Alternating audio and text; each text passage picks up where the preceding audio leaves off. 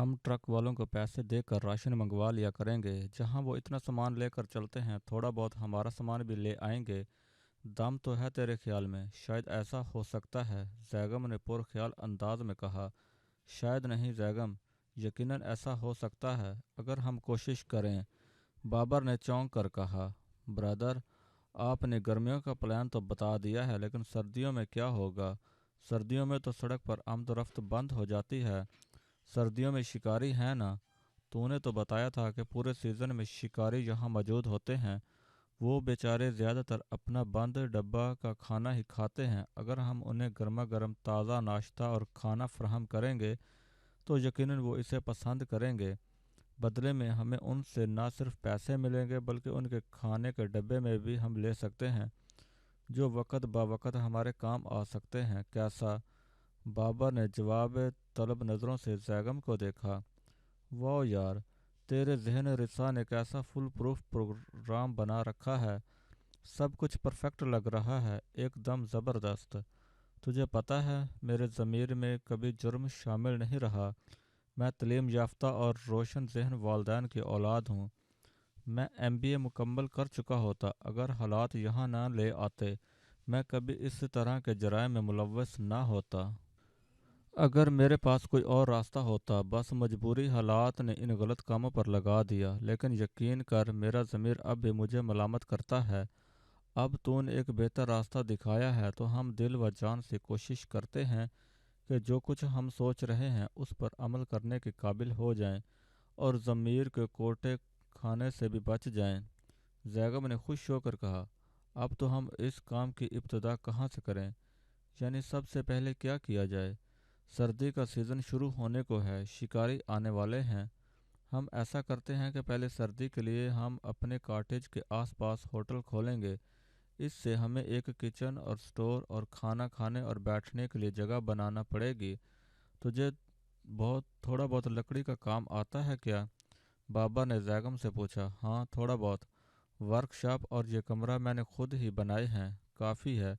मैं भी कर लूँगा, लकड़ी पे चाहे होगी। दरख्त कैसे काटेंगे? औजार वगैरह होंगे?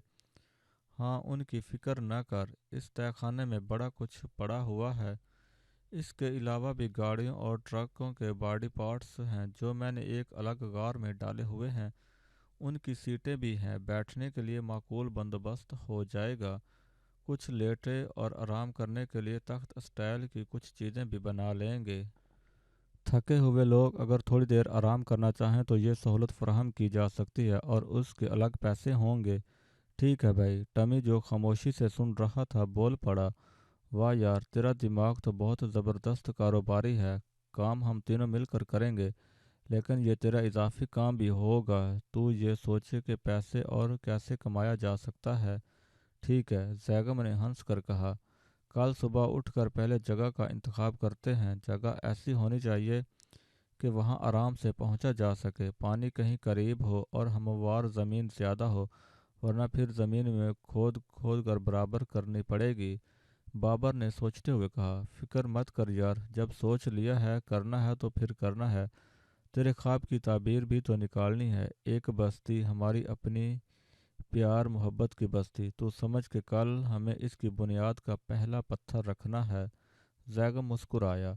लेकिन फिर लड़की कहाँ से आएगी? आपने कहा था कि बस्ती बसाने के लिए लड़की की ज़रूरत होगी। फिर टमी का जहन पुरानी बात को खोज रहा था। वो दोनों ज़ोर से हंसे थे। वो भी आ जाएगी यार, फिक्र क्यों करते हो? ऊपर वाला है ना, वो भेज देगा। चलो सो जाओ, सुबह बहुत काम करना है। हमें ताज़ा दम होना चाहिए। अगली सुबह खासी हंगामा खेज थी। इन तीनों में एक भरपूर जोश वलवला पैदा हो गया था। नाश्ते से फारिग होकर उन्होंने जानवरों को खोला और कॉटेज के आसपास जगह तलाश करने लग गए। होटल के लिए कोई मुनासिब जगह जहां ज़्यादा हिस्सा हमवार हो। लेकिन लाख कोशिश के बावजूद आसपास ऐसी जगह ढूंढने में कामयाब नहीं हो सके। यार, अब तो दरिया के पास ही जगह बचती है, वहाँ थोड़ा हिस्सा हमवार भी है और पानी भी नज़दीक है। बाबर ने थक कर पत्थर से टेक लगा ली। लेकिन वो हमारे कॉटेज से बहुत दूर है। सारे कॉटेज इस बुलंदी पर हैं। जाहिर है शिकारियों की रिहाइश भी इन्हीं में होगी। تو اب وہ اتنے سرد اور خراب موسم میں اتنی دور جا کر کھانا کھانے کے مقابلے میں اپنے ڈبے والے کھانے کھانا زیادہ پسند کریں گے۔ ہمیں اتنی دور ہوٹل بنانے کا کوئی فائدہ نہیں ہوگا۔ بابر نے آس پاس کا جائزہ لیتے ہوئے اپنے خیالات کا اظہار کیا۔ پھر ایک ہی بات ہو سکتی ہے، ہم اپنے کاٹیج کو ہوٹل میں بدل دیتے ہیں اور اس کے آس پاس تھوڑی اور جگہ ہموار کر کے بیٹھنے کے لیے مناسب جگہ بنا لیتے ہیں۔ کچن اور اسٹور تو ہمارے پاس موجود ہے، بیگم نے خیال پیش کیا۔ گڈ آئیڈیا، لیکن پانی کہاں سے آئے گا؟ دریا یہاں سے کافی دور ہے۔ بابر نے اہم بات کی طرف توجہ دلائی۔ پانی کا تو کوئی مسئلہ نہیں ہے بھائی، اس کا مطلب ہے ابھی آپ نے میرے اس شاہی محل کا اچھی طرح جائزہ لیا ہی نہیں ہے۔ وہ بیٹھے بیٹھے اٹھ کر کھڑا ہو گیا اور بولا، چل ابھی چل کر تجھے دکھاتا ہوں۔ اس نے انہیں پیچھے آنے کا اشارہ کیا اور کاٹیج کی طرف چل پڑا۔ اوپر پہنچ کر وہ داخلی راستے کی طرف بڑھنے کے بجائے گھوم کر پیچھے کی جانب چلا گیا۔ بابر اور ٹمی وہاں کا منظر دیکھ کر حیران رہ گئے۔ وہ چاندی جیسا جھرنا پہاڑ کی بلندی سے نشیب کی طرف جاتے ہوئے کاٹیج کی پچھلی دیوار کے نہایت قریب سے گزر رہا تھا۔ وہ صاف، شفاف اور یک بستہ پانی کو لیے نیچے کی جانب رواں دواں تھا۔ خزاں گزیر درختوں سے پتے جھڑ کر پانی میں گر رہے تھے اور اس کے بہاؤ پر سفر کرتے نہ جانے کن منزلوں کی طرف رواں دواں تھے۔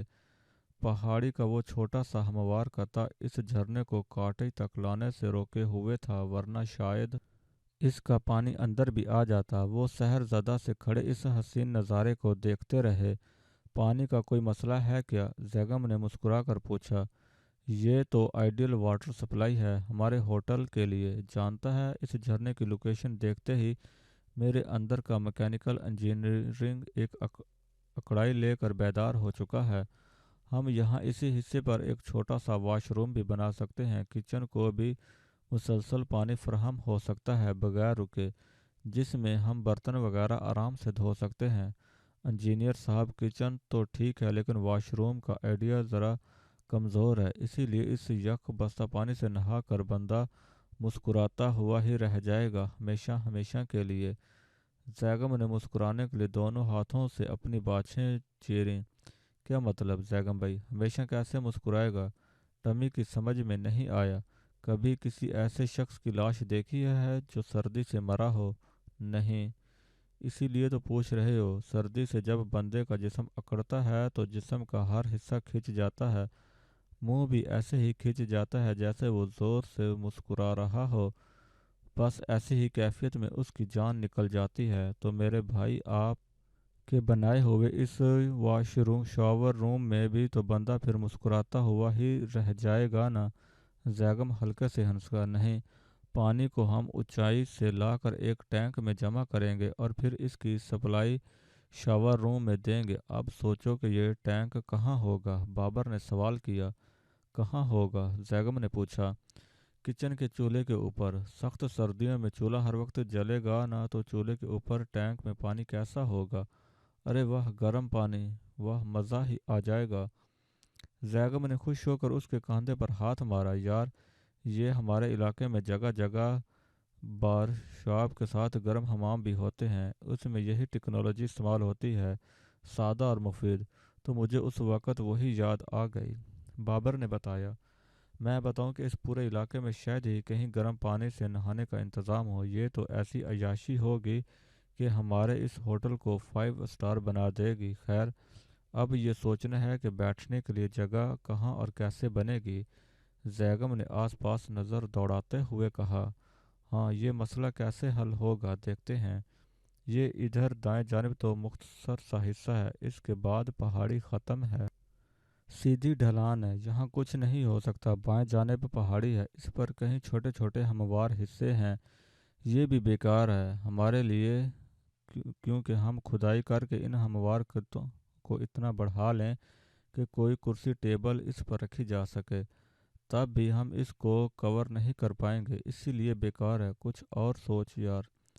بابر ممکنہ حد تک دماغ لڑا رہا تھا۔ اچھا، پھر ایک ہی بات ہو سکتی ہے، کاٹیج کے ایک کمرے کو باہر تک بڑھا لیتے ہیں، برآمدہ جیسا حصہ۔ बीच की दीवार को हटा कर मिला देते हैं, बल्कि बाहर की थोड़ी हमवार ज़मीन और इसके अंदर ले लेते हैं।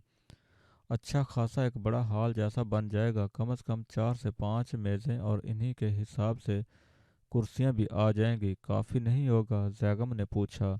काफ़ी? अरे मैं तो कहता हूँ इससे बेहतर आइडिया हो ही नहीं सकता। ये बेहतरीन आइडिया है, बस तय हो गया। हमें फ़ौरन इस पर काम शुरू कर देना चाहिए। ये सब बनाने और सेट करने में अच्छा खासा वक्त लगेगा, और सीज़न शुरू हो गया तो शिकारी आना शुरू हो जाएंगे।